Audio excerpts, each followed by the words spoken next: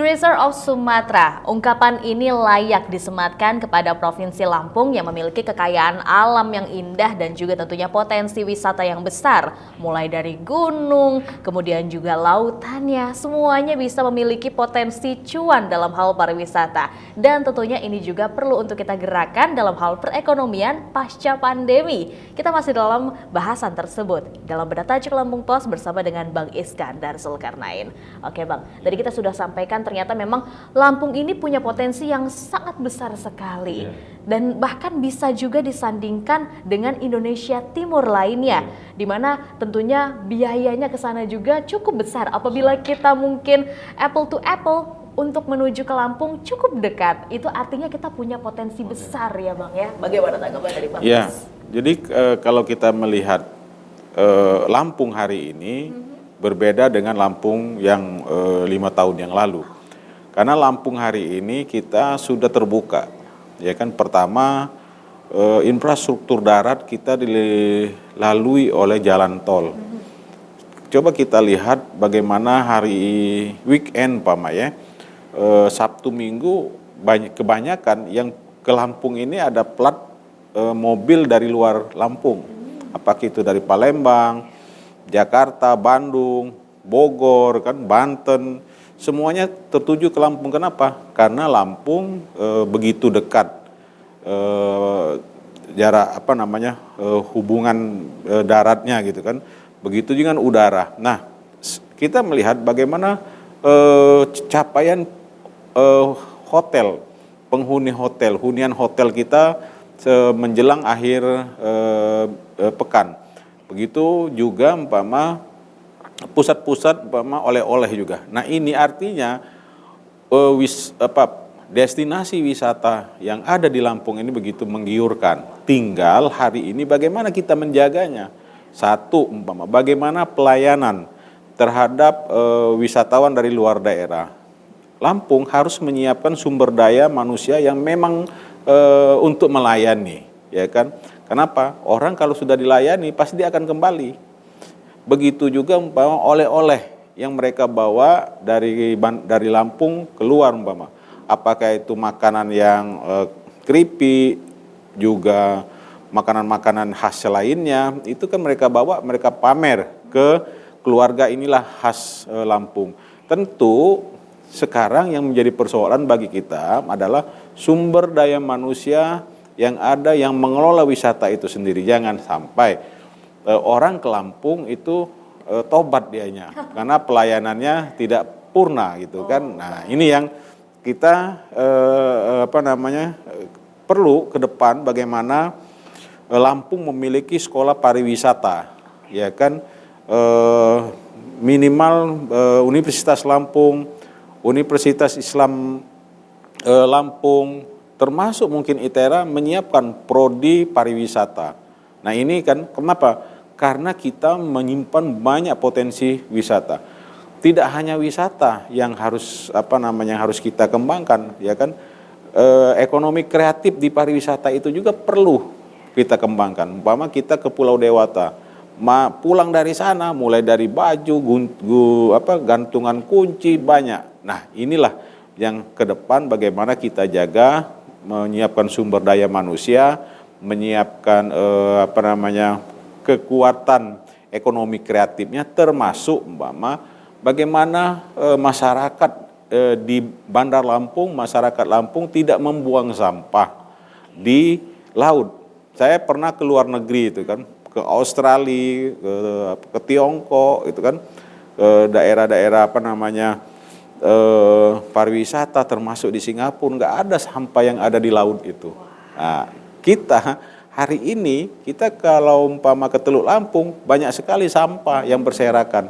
Nah, ini tentu bagian dari kampanye kita ke depan, bagaimana orang melihat Lampung bersih indah, tidak hanya bersih indah di darat tapi juga di laut. Wah, luar biasa. Gitu. Nah, tentunya kita perlu untuk menciptakan ekosistem yang sadar wisata. Tadi ada beberapa pesan dari Bang Is juga, salah satunya kita gerakan dari sisi akademis supaya masyarakat dan generasi muda pada umumnya itu bisa lebih sadar terhadap hak dan juga kewajibannya untuk menjaga Provinsi Lampung supaya lebih indah. Nah, Tapi Bang, apa yang sudah dilakukan tentunya oleh pemerintah untuk memberikan stimulus kepada para ekonomi kreatif ini dalam hal pariwisata, tentunya perusahaan ataupun juga usaha oleh-oleh? Ya, semua termasuk pemerintah Provinsi Lampung, BUMN di sini sudah melakukan pembinaan.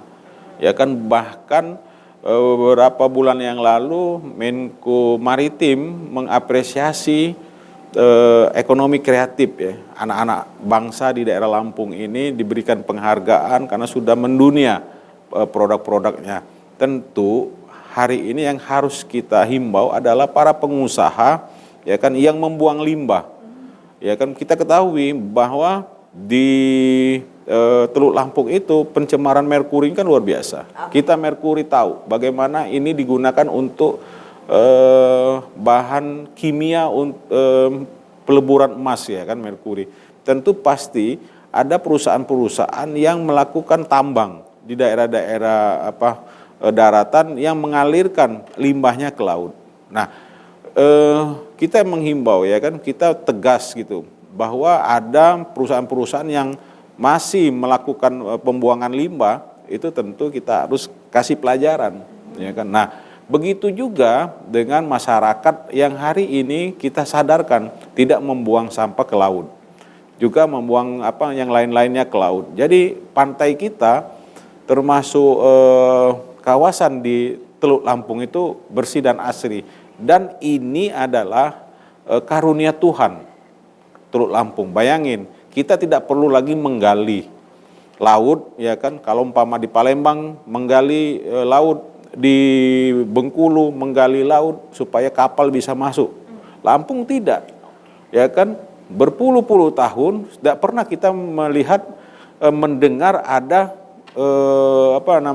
laut dikeruk.